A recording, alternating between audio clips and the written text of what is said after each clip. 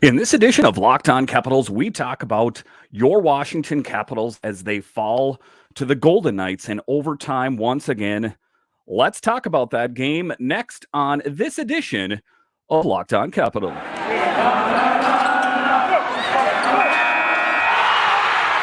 Your Locked On Capitals, your daily podcast on the Washington Capitals, part of the Locked On Podcast Network, your team every day.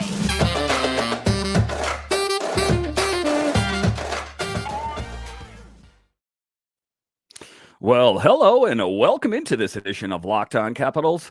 I'm so glad you decided to join me today.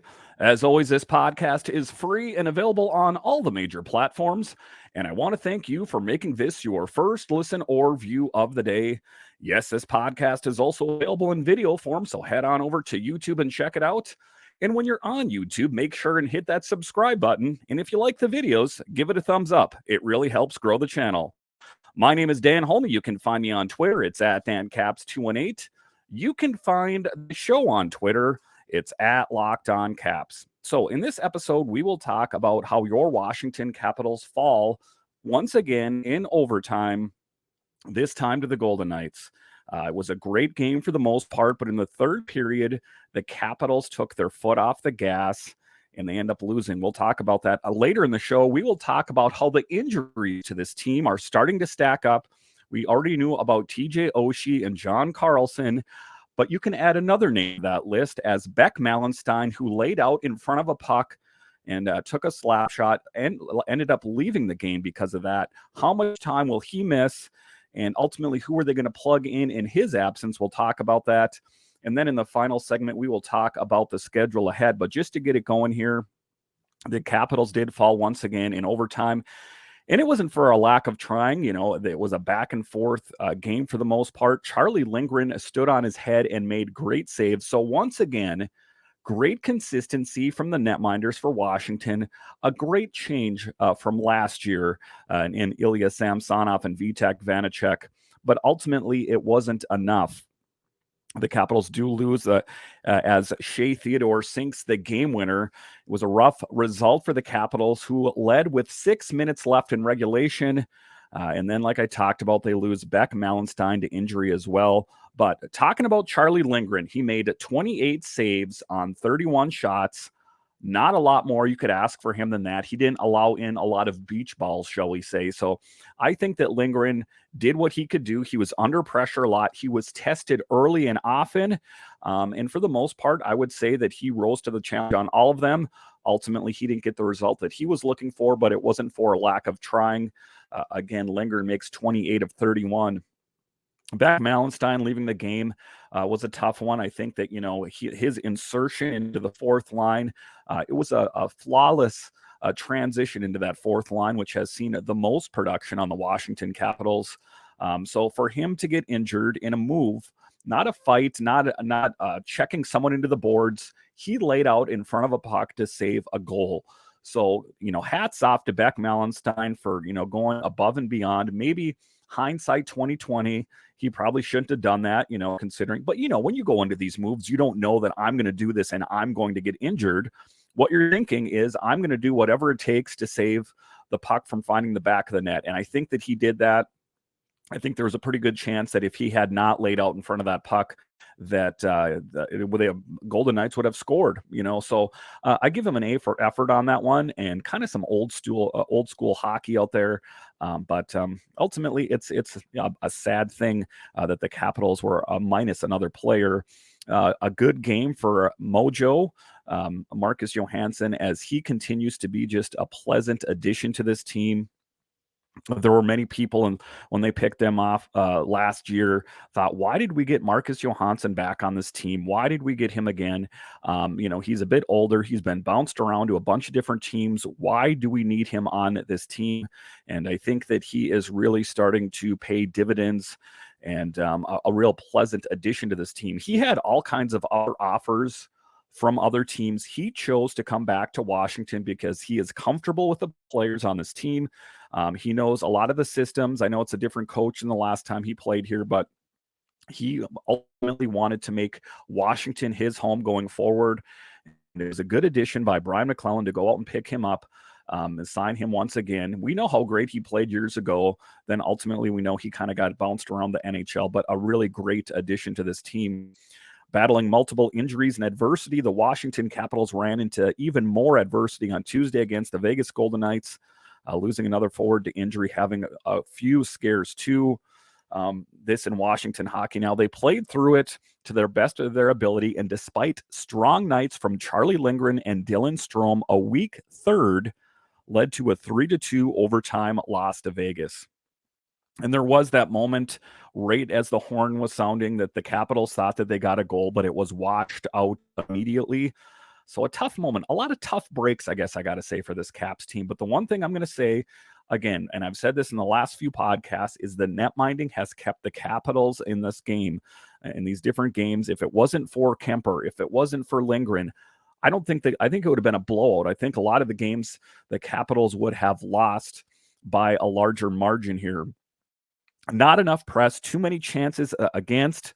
Laviolette said of the third period, it was a strong home debut for Charlie Lindgren, who pulled out several stops in his first game at Capital One Arena. The 28-year-old had a couple of 10-bell saves, including a huge 2-on-1 early in the first period to shut down Jonathan Marchessault. Again, he does have a spot on this team. He is the backup goalie, but the thing that I like about Charlie and Darcy, for that matter, is they come in and they go above and beyond. We haven't seen this level of goaltending on this team since Braden Holtby. We struggled for a couple years there with that tandem in Vanacek and Samsonov. So just a real pleasant surprise, despite the outcome.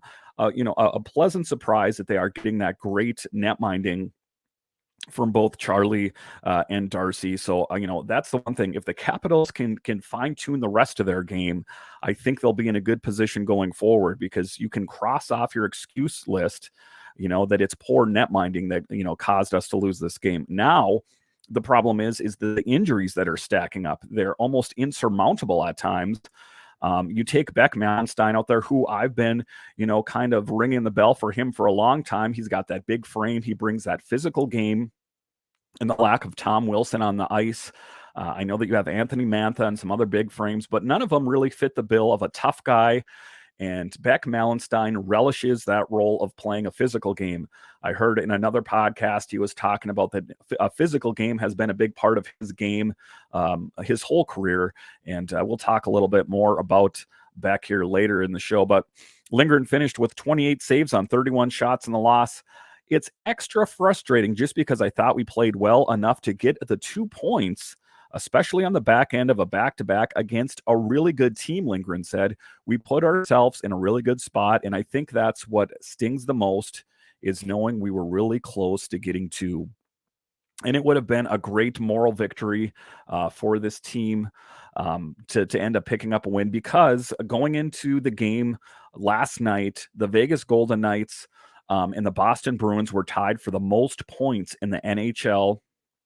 What a great thing for the Capitals, not to win against a lowly team, but to end up picking up a W against a formidable opponent.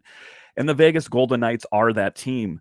Cassidy, as a head coach on that team, has them running on all cylinders, and they're playing really well. I do think that the Golden Knights are going to be one of those teams to look out for all season long. I think that, what I saw last night was a really dialed in team. The Capitals, the biggest thing that they can hope for, and I'll talk about this later in the show, is the myriad of injuries that are starting to stack up on this team. They're going to have to find a way to overcome this. The good teams find a way to overcome. The Capitals will have to do that as well. Dylan Strome as Johansson. After scoring on Monday, Strome came up big again as he drove a lot of play in the offensive zone, generated pressure, and assisted on both of Washington's goal. Marcus Johansson struck early on the power play, finishing off a tic-tac-toe passing play in the bumper spot from Strome and Ovi to make it 1-0. And like I talked about, just a really dialed in play.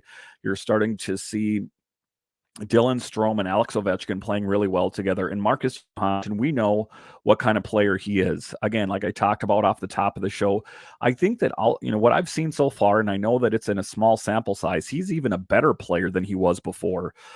Seems more dialed in. He's more mature. Just a really solid acquisition by Brian McClellan, and just a good ability to see down the football field to bring back a familiar face to this team. He's got great chemistry with Backstrom and Ovi and Carlson and all the guys that played on this team for years. So just a really great move. The Capitals power play now has 7 goals in its last 8 games. Then with the game tied 1-1, Strome won a draw and got the puck back to Trevor Van Riemsdyk. Such a great play if you guys saw that. I know that Strome has struggled a bit here and there on the faceoff and winning faceoff battles there, but he was able to win that battle there and get it back to Trevor Van Riemsdyk, and he slams it home. And it was just one of those fist pumping moments at home. I don't know if you guys at home, it's pump your fist when they get a goal. That's what I ultimately do.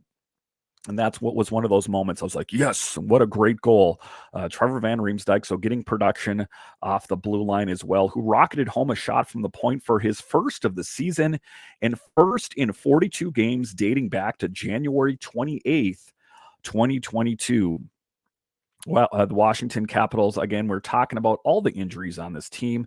So then some other news, Ovechkin extended his point streak to 3 games. He is 2 points shy of having the 18th most points in NHL history.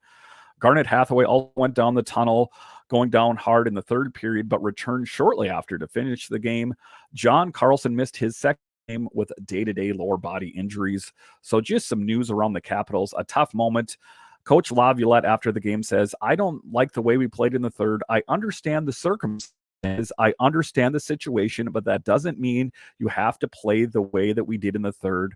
I thought we sat back. So that was ultimately Laviolette's take on it, that he thought that they didn't apply enough pressure, and that was the case on that one. So we just hope that, they can find a way to play a full game. It's not, playing a hard first period and playing a hard second period.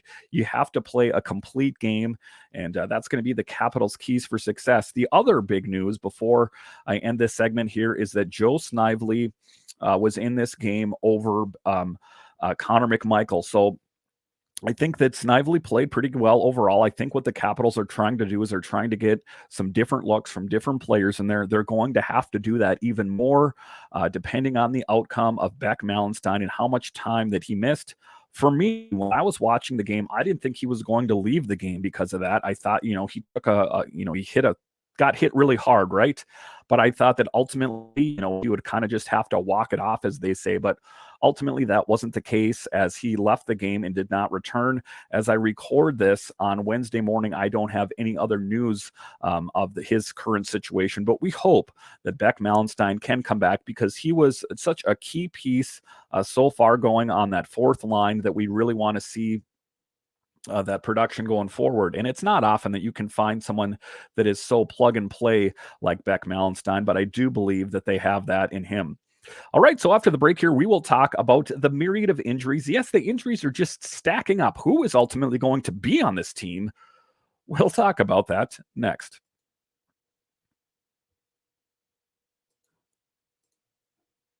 Can we pause the pod for a second? Okay, we're paused. Great, because you got to try this. I'm talking about Built Bar's new Remain flavors: cookie dough topper, coconut brownie bar, and coconut brownie topper, white chocolate peppermint granola. It's built take on the granola bar, so it's more filling and still insanely tasty. And candy cane brownie puff. Built puffs are like biting into the universal's most delicious cloud. First off, for anyone who hasn't tried Built Bars before, they're literally the best tasting protein bars ever built. They're revolutionizing nutrition as we know it with 100% real chocolate, 17 grams of protein, and shockingly low sugar and calories, only 130 calories. Just sink your teeth into that first bite and it'll change your life forever. I'm not kidding. There will be a time before you've tried Built Bars, and the magical, wonderful time afterwards. You're probably wondering which new flavor is my favorite. An answerable question, to say the least. They're all unbelievable, and they're all so different. So you can order a mixed box and try all the flavors for yourself. Trust me, I get these sent to me by Built, and I love these bars. My whole family eats them so quickly. I know you're going to love them too.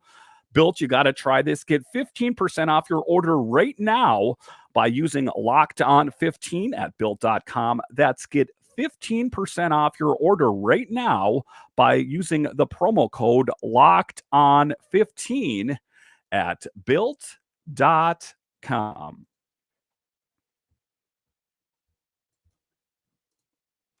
Thank you for making Locked On Capitals your first listen today. For your second listen, check out Locked On Sports Today. From the games that matter the most to the biggest stories in sports, go beyond the scoreboard and behind the scenes with local experts and insights only Locked On can provide. Locked On Sports Today, available on the Odyssey app, YouTube, and wherever you get your podcasts.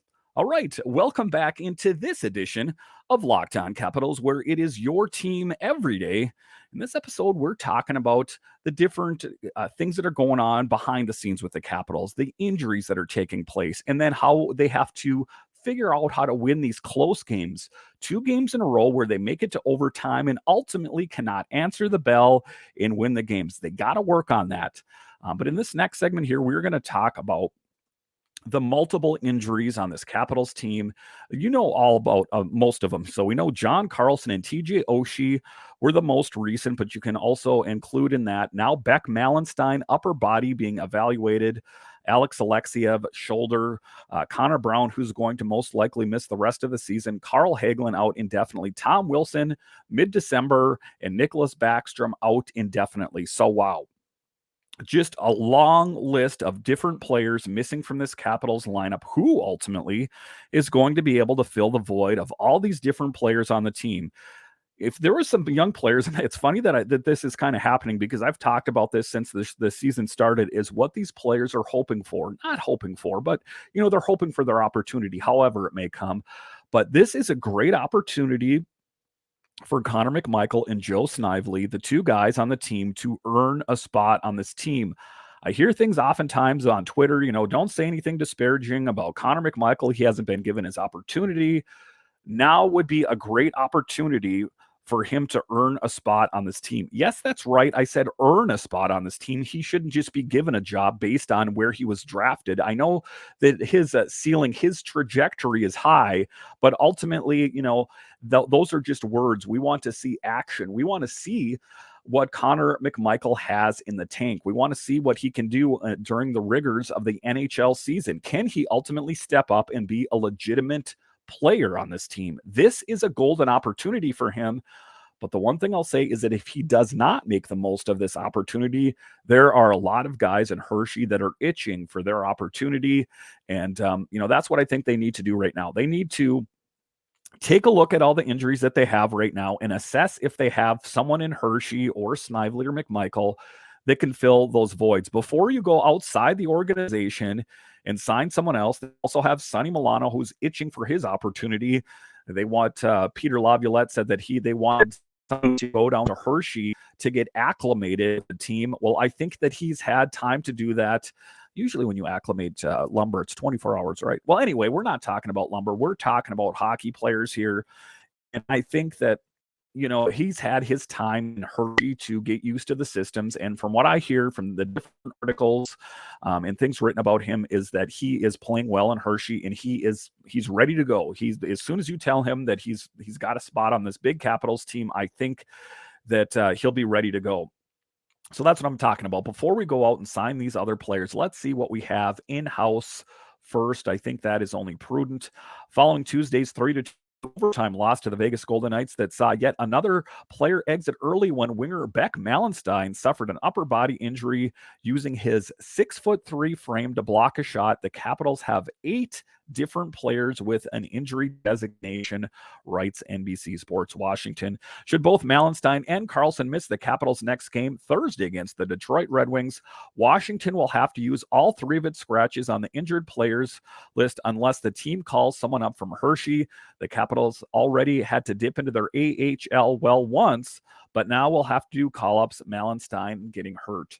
It is not. It is a lot, obviously, said center Dylan Strome Tuesday. Try not to think about it too much. Try to go out there and stay healthy as best you can. Knock on wood. Kind of next man up mentality. Lots of great players getting hurt, and it's never good to see. Those are players that you battle with every day in and day out, and guys that are playing well too. It sucks to see. Hopefully, a lot of those players aren't long term. That's what we have to hope for, especially, like I talked about Beck Malenstyn. He finally got his big opportunity and he was making the most of it. The overtime loss to Vegas marked the third game this season. The Capitals have had to play down a man or two after a player was forced to leave early. As a result, other skaters have had to skate extra shifts to fill the roles. Winger Marcus Johansson set a new season high with 20:01 of ice time Tuesday, the highest among Capitals forwards in the game. Again, another great, I've talked about this whole episode. Marcus Johansson going above and beyond. I think everyone is different when it comes to extra playing time due to injuries. Johansson said, some guys, it's good to see a few more minutes. Some guys who already play a lot, it's not. You always want to have all of your guys healthy and out there. It's always tough to see someone go down early, but that's part of it. We're almost getting used to it at this point. It was tough to see from the start, especially on the back-to-back, to go a guy down. Again, another guy that was just coming into this team looking for a role, and ultimately he's injured now. It's not an optimal situation here. Despite the numbers of losses they've endured, the Capitals have still managed to stay afloat. They picked up a point on both ends of the back-to-back with Carolina Hurricanes and Golden Knights. Though they had to lead in the regulation during both games, they let it slip away, and all the Capitals go into their day off Wednesday with a 5-4-2 record and 12 points on the season. No one has emerged as an early frontrunner in the Metro Division, putting the Capitals firmly in the mix. If they can go on a run here, the prospects of them playing their best hockey right now are low with so many regular contributors out of commission, but the Capitals will have to work with who they have available until they can start to get some more reinforcements. It's tough to say, Johansson said, of whether he's been through a situation before like this with the Capitals. It's definitely hurting us a lot. We're missing some good key pieces to this team, but there's no excuse. We battled hard, and we think we played a good 2 games. Unfortunately, we couldn't come out with more than 2 points. And that's, taking a look at the Capitals and how they played. There wasn't a lot of different times watching the game where I thought they made miscues here or there. I think that ultimately the Capitals, played pretty well overall, but, like Laviolette talked about, kind of took their foot off the gas in the third period. And guess what happened? The Vegas Golden Knights made them pay in overtime, and they ended up winning the game. Now, just looking at the game in the third period, I wish that goal that was scored while the horn was going off would have been allowed, of course, because then the Capitals would have, won the game, right?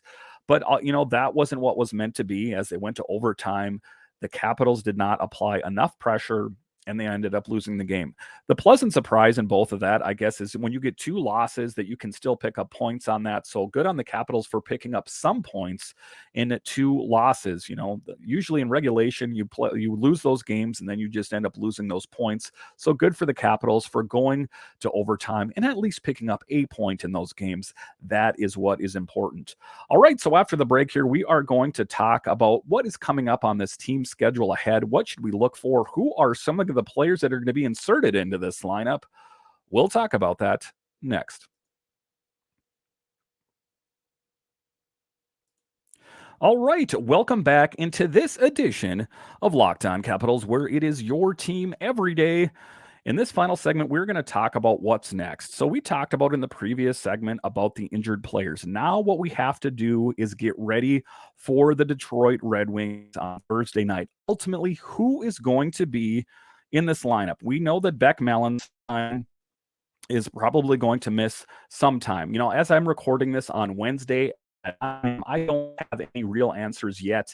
Nothing has been reported on Twitter or anywhere else about the status of Beck Malenstyn and who's going to play on this team. So like I talked about in the previous segment, I think that this would be a good opportunity for one of the younger guys to finally earn their spot on this team, because we know this has been a busy schedule for the Capitals. So you have back-to-back games, and it's put them to the test. Ultimately, they have not beat their opponent in these games. What you'd want to have happen as at least to pick up some W's somewhere in between here. What you don't want to see is these continual losses. Like I talked about, the good thing is that they were able to get points in these games, but ultimately at some point you're going to want to pick up wins here. It's good that you're picking up a point in overtime, but that's not enough. If you're going to have any chance of going anywhere this season, you're going to have to do it by winning games, and you're going to have to do it by winning games against formidable opponents. You're going to have to beat the Golden Knights. You're going to have to beat the really good teams. And, the Dallas Stars, it's one thing to go into a town and play, the Coyotes and beat them. That's great. You got to win. But was that really putting your team to the test? And oftentimes the Capitals have even struggled in those games that should have been slam dunk games, those trap games, if you will. So what they have to do is they're going to have to learn how to play a full game. I know that's nothing novel to say, but they have got to learn to use what they've done in the first two periods and parlay that and push that down into the third period so they can play a complete game. Because I wouldn't say that the Capitals have played poorly overall. I just think, like Laviolette said, there's been points where it seems like they've taken their foot off the gas, and then ultimately the other team takes advantage and the Capitals end up losing the game. So that is the big thing looking forward to. Wednesday today is their day off. There's a lot of questions that need to be answered. If there are any updates on Beck Malenstyn, make sure and follow the show on YouTube or the podcatcher of choice, Apple or Spotify, and I will update you guys throughout the day if I hear anything, the latest breaking on Beck Malenstyn, whatever that case may be. If we do find out anything on him as far as his status, is he going to be missing some long period of time? If he's missing some time, is it going to be Connor McMichael or Joe Snively, or do they have someone in mind? Sonny Milano comes to mind that they're going to call up because it is a busy schedule going forward, and they do have some rough games ahead. The Red Wings, for example, are not the Red Wings like you remember them from the last few years. They're actually a pretty decent team this year, and I think that it will be another challenge for this Capitals team. I expect Darcy Kemper to be back in net, which isn't too surprising. On a back-to-back, you put Charlie in there. But for me, if I was the head coach, I would give Charlie some more of the playing time. We do know that Darcy has a history of being on the injured list. So why not split up the workload? It's not like you have a one goalie and then a two goalie, like a big difference between there. I would say that Darcy and Charlie are almost a 1 and a 1A, or there's not a great difference as far as their skill set is concerned. I think Darcy is an excellent goalie, and I think that Charlie Lindgren is also a great goalie. So whatever the case may be, I think for me, again, I'm not a coach, I'm just a fan of this team, I would split up the workload a little bit. What I would also do is I would finally give Connor McMichael his opportunity. It's got to happen sooner or later, and what I talked about, in this podcast, and I hear a lot about on Twitter, is that, he hasn't been given his opportunity. My belief on it is let's give him some games, some real games here, and see what he's got in the tank. And if he plays well, good. Keep him in the lineup. If he doesn't, send him down to Hershey. Connor McMichael needs real playing time, whether it be in the NHL or the AHL. He is not best served playing up, sitting up in the press box. He is a top line center somewhere in the NHL or AHL. He is not going to be a good fit on the fourth line left wing. That's just not who he is as a player. Do I think he could do it? Sure. But I don't think that really ties into his skill set. So, you got to hope that, maybe he can play a little bit higher in the lineup. Maybe they got to shuffle the lineups a little bit to find him a spot on this team. But ultimately, with Connor McMichael, I would like to see him get some playing time in the Capitals, wherever that may be in the lineup, and see what he has in the tank. Excuse me. Same goes for Joe Snively. See what he has before we start going outside the organization. There are a myriad of injuries that I've spoke of in this podcast. Before we start going out and bringing in other players, let's see what we have in house. These names that we hear every year that it's going to be their big opportunity. Let's see what we have in the Capitals in-house before we go out and start, making acquisitions outside of the lineup, because I think that, for a lot of these young players, it's finally their opportunity to shine. And let's see if they are up for the task at hand. Thank you for making Locked On Capitals your first listen. For your next listen, check out the Locked On Sports Today podcast, the biggest stories of the day, plus instant reactions, big game recaps, and the take of the day. available on the Odyssey app, YouTube, and wherever you get your podcasts. So once again, thank you for joining me on this edition of Locked On Capitals, where it's your team every day.